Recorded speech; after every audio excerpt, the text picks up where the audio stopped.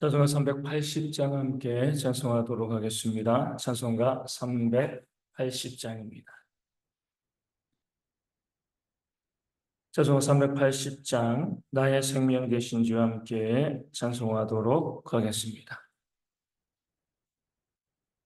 380장입니다.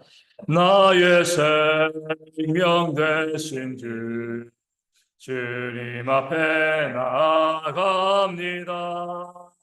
주의 흘린 보혈로 정케하사 받아주소서. 날마다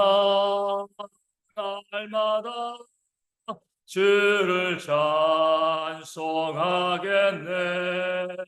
주의 사랑 줄로서 나를 굳게 잡아 매소서.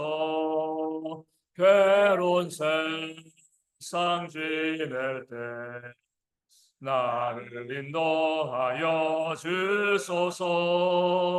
주를 믿고 나가며 나의 길을 잃지 않겠네. 날마다 주를 찬송하겠네.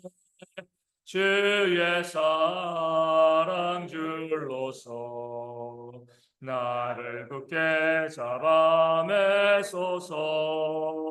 세상 살아갈 때에 주를 더욱 사랑합니다.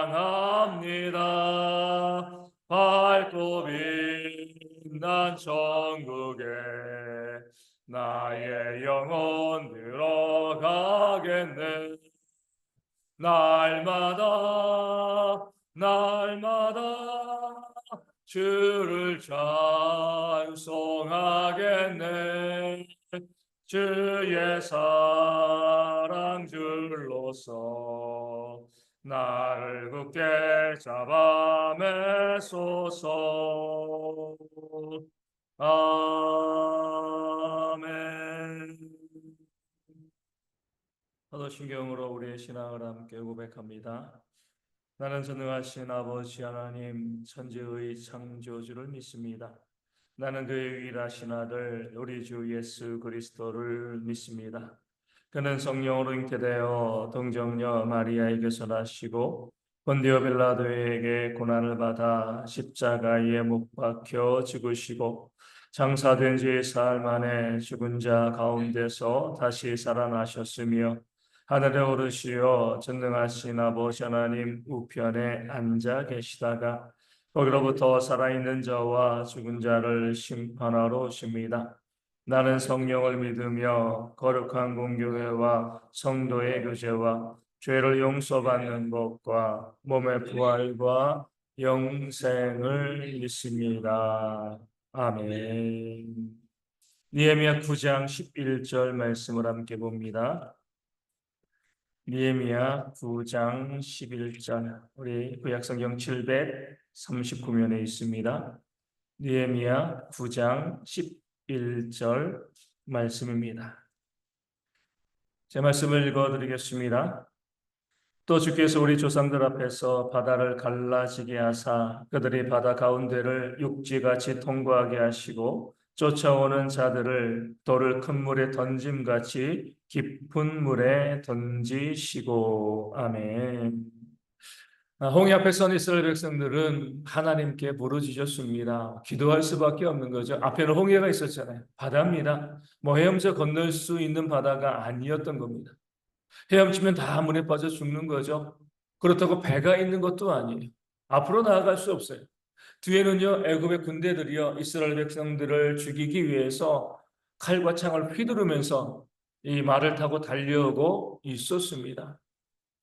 흔히 말하는 진퇴양난입니다. 앞으로 가도 죽고 뒤로 가도 죽을 수밖에 없는 거죠. 꼼짝없이. 그러니까 죽을 수밖에 없는, 어린아이가 봐도 이제 우리가 죽겠구나. 그런 상황 가운데 이스라엘이 처해 있으니까 그들이 할 수 있는 것은 하나님께 부르짖는 겁니다. 하나님께 도우심을 구하는 그런 기도를 하는 거죠. 이럴 때 모세는요, 하나님의 말씀을 받아서 백성들에게 이야기합니다. 너희는 잠잠히, 너희는 가만히 있어. 오늘 여호와께서 너희를 구원하시는 역사를 보라. 이렇게 외쳤습니다. 이 잠잠히 있으라는 것은요, 가만히 있으라는 것은요, 부동자세로 그냥 아무것도 하지 말고 그냥 꼼짝없이 그냥 서 있어. 이렇게 의미하는 것이 아니죠. 요동하지 말라는 거예요. 두려워하지 말라는 겁니다. 왜냐하면 하나님께서 우리의 기도를 반드시 들으실 것이 아니냐. 모세도 하나님께서 어떻게 역사하실지 몰랐을 겁니다.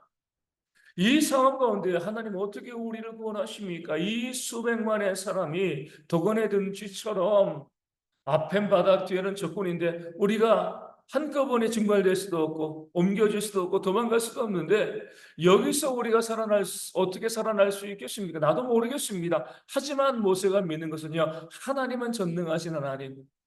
사람으로는 길이 보이지 않는다 할지라도 사람으로는요, 도무지 길이 안 보여도 하나님께서는 이 상황 가운데서도 우리가 부르실 때 우리를 감찰하시기 때문에 여기에서도 하나님은 길을 내실 줄로 믿습니다. 그 믿음 가지고 이스라엘 백성들에게 너희는 가만히 있어. 요동하지 마라. 흔들리지 마라. 두려워하지 말라.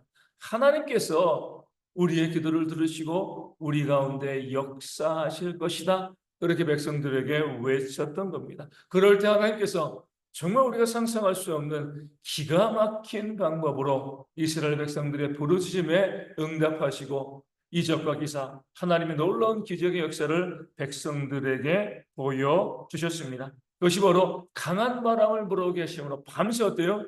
그 홍해 바다를 가르시는 거죠. 그 바다를 가르시고요, 양옆으로 물벽이 생기게 만드시고 마치 드라이기가 우리 머리를 말리는 것처럼 그 강한 방으로 그 바닥에 끈적끈적한 땅을요 다 말리셔서 마른 땅이 되게 하시고 그 상황 가운데 이스라엘 백성이요 홍해를 건너가게 하나님께서 그 구원의 길을 열어 주셨습니다. 과거로는 말이 안 되죠. 중력이 있기 때문에 물이 쏟아지는 것이 맞습니다. 그 물이 벽을 이루고요. 그 바람이 그 바닥을 건널 수 있는 그런 땅으로 만들었다는 거, 우리 과학적으로는요, 상식적으로는 이해할 수 없는 겁니다. 그러니까 하나님의 역사예요. 과학을 몰라가지고요, 그래, 하나님께서 그 역사를 이루셨어. 이렇게 이야기하는 거 아닙니다. 우리도 다 과학을 알고 있고요. 그것이 얼마나 말도 안 되는 소리인지 너무나 잘 알고 있습니다. 그러나 하나님은 전능하시다는 거예요.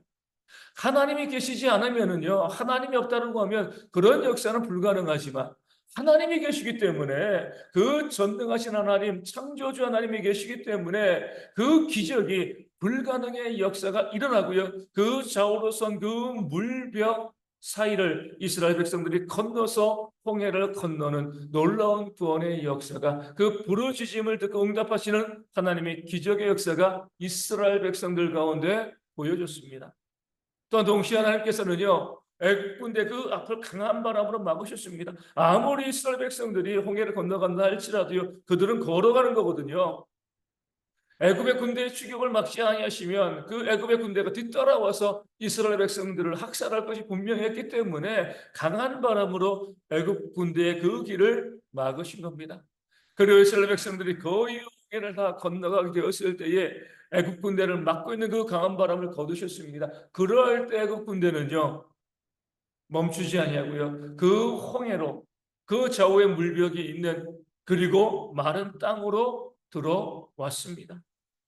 이스라엘 백성들에게는 하나님의 기적의 역사, 부르짖음의 역사였지만 애국 군대에게는 그들은 부르짖지도 않았고요. 그들에게는 하나님의 역사가 일어날 리도 없는데 그들은요, 우리에게도 똑같은 상황이겠지.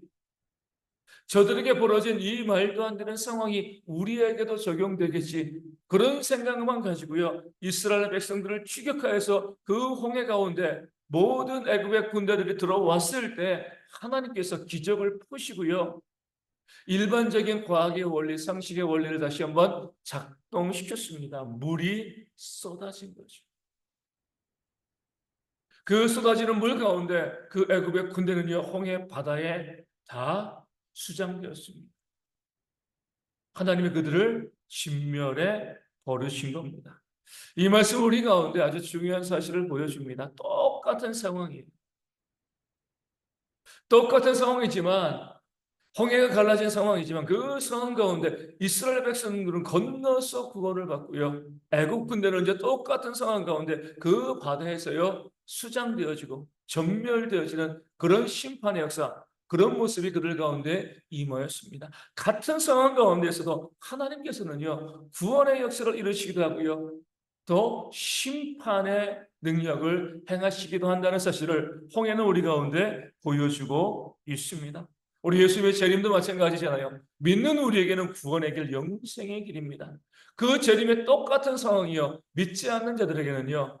심판의 길, 영벌의 길이 되어지는 겁니다. 같은 상황인데 다른 결과를 얻는 겁니다. 믿음이 있느냐, 믿음이 없느냐, 이것을 통해서 같은 상황에서 하나님의 역사를 보느냐, 아니면 직면하느냐, 이 상황으로 나뉘어지게 되어지는 겁니다. 오늘 우리의 삶도 마찬가지입니다. 성경 우리 가운데 같은 말씀을 들어도요, 우리에게 선포되는 그 같은 말씀을 들어도 그 말씀에 순종할 때는 복을 받고요, 불순종할 때는 화를 받는다. 성경은 우리 가운데 말씀해주고 있습니다. 같은 교회에서 같은 공간에서 그 같은 말씀을 듣습니다. 하지만 그 말씀이요 모든 성도에게 동일한 결과를 가져다 주는 것은 아닌 거죠. 순종의 복과 불순종의 허가 갈리게 되어 있습니다. 우리 주님께서 씨 뿌리는 비유에 말씀하실 때에 같은 씨가 뿌려지는 거죠. 다른 씨가 뿌려지는 것이 아니에요. 같은 씨가 뿌려져도요 길가에 떨어진 씨는요 열매 맺지 못하지만 좋은 밭에 떨어진 씨는요 30배, 60배, 100배의 결실을 맺게 되어지는 겁니다. 똑같은 상황인데, 씨가 뿌려지는 똑같은 상황인데 전혀 열매 맺지 못하는 그런 밭이 있는 반면 그 말씀으로 열매 맺고 하나님의 은혜의 복을 누리는 그런 밭, 그런 성도가 있다는 것을 성경은 우리 가운데 말씀해주고 있습니다. 그렇기 때문에 지혜로운 자는요 내게 다가오는 상황을 복으로 만들어 가는, 전혀 다른 상황이 다가오는 것이 아닙니다. 동일한 상황이 우리 가운데 다가올 때 이 상황 가운데 내가 복된 삶을 살아가는가, 아니면 하나님의 심판과 저주를 받는가, 똑같은 상황 가운데 우리가 어떤 길을 걷는가, 우리가 믿음으로 선택할 때에 하나님께서 그 선택에서 우리의 길을 가르신다 말씀이 알려주고 있는 겁니다. 고난도 마찬가지예요. 똑같이 고난을 당하는데 그 고난을요 축복의 통로로 만들어가는 성도들이 있습니다. 반면에 어떤 성도들은요 그 고난을요 멸망의 지름길로 만들어 가는 거죠. 내게 고난이 다가온다 할지라도 그 고난 가운데 더욱더 기도하면서 하나님 의지하면서 말씀에 순종하면요 내가 그 고난의 과정을 끝나고 순금과 같이 변화되어지는 그런 역사가 나오지만, 그 고난 가운데 원망하고 불평하고 저주하게 되어지면요 더 큰 고난과 아픔이 우리 가운데 다가올 수밖에 없는 것입니다. 우리 모두에게 다른 상황이 주어졌다 생각하지 마세요. 똑같은 상황, 똑같은 어려움, 똑같은 문제와 똑같은 아픔들이, 똑같은 말씀이 우리 가운데 다가오고 들려집니다. 그 모든 상황 가운데 우리가 믿음으로 화합할 때 우리가 이제 구원의 역사, 회복의 역사, 축복의 역사가 우리 가운데 열리게 되어질 줄로 믿습니다. 그런 지혜가 우리 모든 성도 가운데 있어서 우리에게 다가오는 상황을 원망하고 탓하고 불평하는 것이 아니라 이 힘들고 어려운 일들, 이 상황들을 어떻게 복된 길로 만들어 갈 것인가 바라보면서 믿음으로 하나님의 역사를 경험하는 우리 대형의 모든 성도 되어질 수 있도록 이하심에 함께 기도하도록 하겠습니다. 다들 힘들고 어려운 삶을 살아가고 있습니다. 하지만 우리가 거기에서 멈추는 것이 아니라 그것을 복된 삶으로 만들어가는 지혜가 우리 가운데 들어 기도하여 주시고요. 대형의 모든 성도들이 이하로 살아가면서 내게 다가오는 모든 상황 가운데 하나님의 뜻을 알고요. 이 모든 상황으로 하나님의 은혜를 받아 누릴 수 있는 그런 지혜가 있어서 복된 하루 되어지는 그런 삶을 살아가는 우리 모두가 될 수 있도록 또한 기도하여 주시고요. 돌아온 주일날 교회 설립 30주년 기념 주일입니다.